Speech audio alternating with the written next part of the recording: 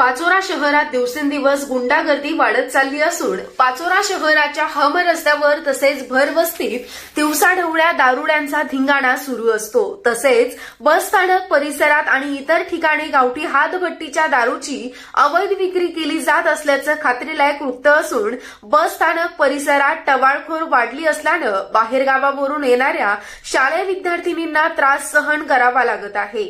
विशेष म्हणजे भांडण तंटे वाढत चालले असून महिलांना धमक्या दिल्या जात आहेत। म्हणून पोलीस प्रशासन गस्त वाढवून अवैध दारू विक्री करणारे तसेच रस्त्याचं मोजमाप काढत चालणाऱ्या दारुड्यांवर बस स्थानक परिसरात टवाळखोरी करणाऱ्यांवर कठोर कारवाई करावी अशी मागणी केली जात आहे। नरेंद्र पंड्या, मी ठेंगा सोसायटीवर राहते, राजेंद्र प्रसाद रोड। 3 दिवसापासून मला ती व्यक्ती त्रास देते। तिचं नाव किरण पांडुरंग चौधरी आहे। पिऊन येते आणि मला शिवीगाळ करते रोज। मी म्हटलं जाऊ द्या 2 दिवस करेल, म्हटलं तिसऱ्या दिवशी शांत बसेल। तर आज तो डायरेक्ट मारायला सुटला। तो मला डायरेक्ट माझ्या घरावर दगडफेक केली, माझ्या घरात काच फोडले। तर मी कसं काही सहन करायचं असं? मी ताईला फोन लावला लगेच। मग आता मी तक्रार करायला आली इथे, तर इथे येऊन मला सांगून गेला म्हणे तू तो गेली म्हणे आता कामातून। तर असं कसं काही सहन करायचं बरं? त्या व्यक्तीने राजकीय द्वेषातून केलेलं आहे का ताई? आता मी तर ताईचं काम करत होते, मला वाटत होतं एक महिला म्हणून मी महिलांसोबत फिरत होते। झालं जे झालं ते झालं। आता मग एवढं काही माझ्यासोबत दुश्मनी करायची गरज नाही ना। कुठल्या पक्षाचे होते काही सांगता येईल का? ते पक्षाचं मला काही माहिती नाही। ते पण ते म्हणत होते आम्ही जिंकलो म्हणे। आता तुम्ही एकेकाचं म्हणे इतकं घाण घाण बोललेलं आहे तर मी आता सांगू नाही शकत ते तुमच्या समोर।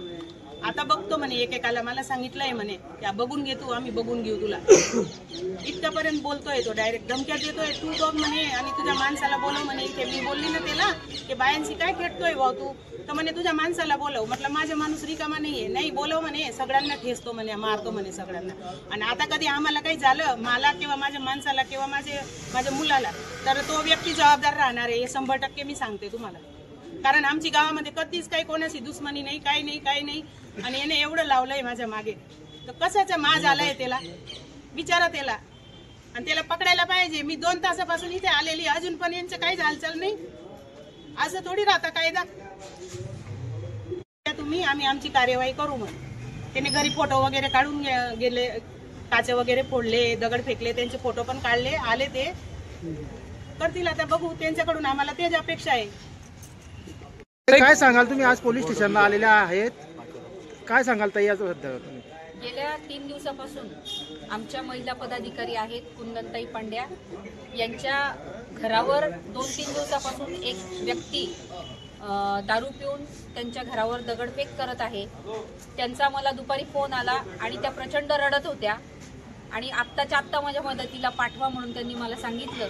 मी लगेच पोलीस स्टेशनला फोन केला, इथून पोलीसही गेले आणि गुन्हा दाखल करण्यासाठी त्यांना पोलिसांनी इथे सांगितलं की तुम्ही पोलीस स्टेशनला या, आपण बघू। परंतु त्याच्या पुढची घटना महत्त्वाची आहे। त्या इथं गुन्हा दाखल करण्यासाठी आल्या आणि ते ती व्यक्ती स्वतः इथे येऊन त्यांना पोलीस स्टेशनमध्ये धमकी देतात की काय म्हटले ते तुम्हाला, तू तर गेली म्हणे तू तर आता कामातून गेली। म्हणजे इथपर्यंत जर का कोणी बोलण्याची मजल आहे की पोलीस स्टेशनच्या हद्दीत येऊन एखाद्या महिलेला ह्या पद्धतीने शब्द वापरणे आणि दादागिरी करणे आणि धमकी देणे, हे प्रकार कदापि या मतदारसंघामध्ये सहन केले जाणार नाहीत। आमची प्रशासनाला आणि सगळ्यांना विनंती आहे की हे सगळं शांततेत चालू द्या। आम्हाला देखील या मतदारसंघात शांतता पाहिजे, आम्ही शांततेने करतो। परंतु कुणी जर अन्याय करत असेल तर त्या अन्यायाला वाचा फोडण्याचं काम आम्ही करतच राहू।